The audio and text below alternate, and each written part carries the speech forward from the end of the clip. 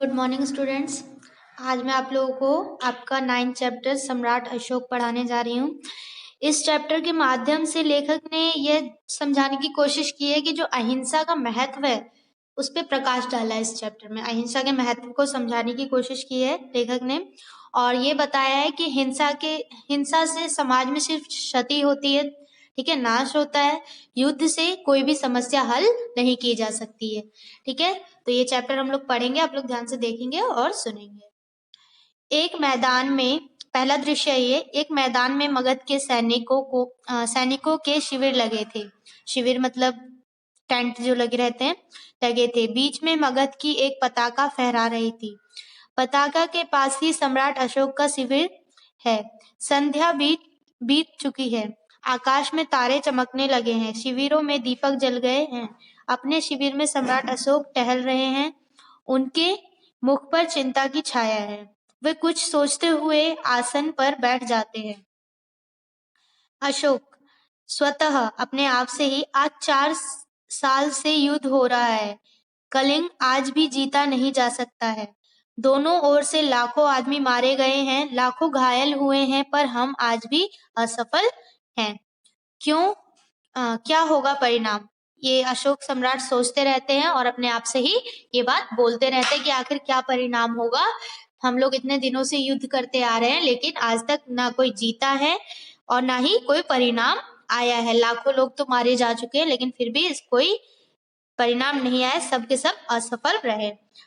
द्वारपाल रहते हैं, सैनिक रहते हैं, वो बोलता है, द्वार पे खड़ा रहता है, सिर झुकाकर वो बोलता है, राजन, संवाददाता आना चाहता है। संवाददाता यानी कि जो दूत होते हैं, जो बातें लेकर आते हैं, सूत्रों के से बातों को पता लगाते हैं, ठीक है। तो अशोक बोलते हैं, आने दो। संवाददाता, प्रवेश कर। संवाददाता फिर बोलता है, प्रवेश करता है। सम्राट अशोक की जय हो। शुभ संवाद है, यानी कि अच्छी बात है। गुप्तचर समाचार लाया है कि कलिंग के महाराज लड़ाई में मारे गए, एक झगड़े में मारे गए, कलिंग के युद्ध में। कलिंग के जो महाराज थे। अशोक प्रसन्नता पूर्वक बोलते हैं, मारे गए तो मगध की विजय हुई है, कलिंग को जीत लिया गया है। अशोक, संवाददाता चुप रह जाता है। अशोक बोलते हैं, बोलते क्यों नहीं हो तुम, चुप क्यों हो? संवाददाता धीरे से, बोलूं क्या महाराज, कलिंग दुर्ग के फाटक आज भी बंद हैं। फिर किस मुंह से कहूं कि कलिंग जीत लिया गया है? अशोक उत्तेजित होकर, यानी कि बहुत ही उत्तेजित हो जाते हैं, उत्सुक हो जाते हैं और बोलते हैं, कलिंग के फाटक आज भी बंद है? संवाददाता, हाँ महाराज, कलिंग के फाटक आज भी बंद हैं। अशोक उत्तेजित होकर खड़े होते हैं, परेशान होकर खड़े हो जाते हैं। बंद है तो खुल जाएंगे, जाओ जाकर सेनापति से कह दो कि आज सेना का संचालन मैं स्वयं करूंगा। सेना का संचालन यानी कि जो मैं बताऊंगा वही सेना को करना होगा। जाओ सबसे जाकर ये कह दो। कल या तो कलिंग दुर्ग के फाटक खुल जाएंगे या मगध की सेना की वापस चली जाएगी। जाओ हाथ से जाने का संकेत करते हैं। दूसरा दृश्य फिर आता है। दूसरे दिन प्रातः काल का समय, शस्त्र सज्जित अशोक घोड़े पर हैं। उनके पास शस्त्र सज्जित यानी कि अस्त्र शस्त्र सब लेकर जो महाराज अशोक, सम्राट अशोक है, वो घोड़े पर बैठे हुए हैं। उनके पास उनका सेनापति है। सामने कलिंग दुर्ग है जिसके फाटक बंद है, यानी फाटक मतलब जिनके गेट बंद है। अशोक, मेरे बड़ा सा एक गेट होता है वो बंद है। अशोक, मेरे वीर सैनिकों, आज 4 साल से युद्ध हो रहा है, फिर भी हम इस कलिंग को जीत नहीं पाए। उसके किसी दुर्ग पर मगध की पताका नहीं फहरा रही है। कलिंग के महाराज मारे गए, उनके सेनापति पहले ही कैद हो चुके थे, फिर भी कलिंग आत्मसमर्पण नहीं कर रहा है। आओ आज हम मातृभूमि की शपथ लेकर प्रण करें कि या तो हम कलिंग के दुर्ग पर अधिकार कर लेंगे। दुर्ग मतलब जो जगह होती है, महल, वो होता है, महल होता है बड़े बड़े सम्राटों का, ठीक है। जो किला होता है उसको दुर्ग बोला जाता है। बड़े बड़े सम्राट जो थे पहले, उनका किला होता था, तो उस पे अपना अधिकार कर लेंगे या सदा के लिए मृत्यु की गोद में सो जाएंगे, ऐसा प्रण लेते हैं। सब सैनिक तलवार खींचकर, मगध की जय, महाराज अशोक की जय, ठीक है। सहसा दुर्ग का फाटक खुल जाता है। सब आश्चर्य से उधर देखने लगते हैं। उनकी तलवारें खींची की खींची रह जाती है। शस्त्र सज्जित स्त्रियों की विशाल सेना फाटक के बाहर निकलने लगती है। सेना के साथ पुरुष वेश में एक वीरांगना है जो सैनिक के वेश में साक्षात चंडी सी दिखाई देती है। यह कलिंग महाराज की लड़की पद्मा है। स्त्रियों की सेना अशोक की सेना से कुछ दूरी पर रुक जाती है। अशोक के सिपाही मंत्रमुग्ध से देखते रह जाते हैं और अशोक भी चकित रह जाते हैं।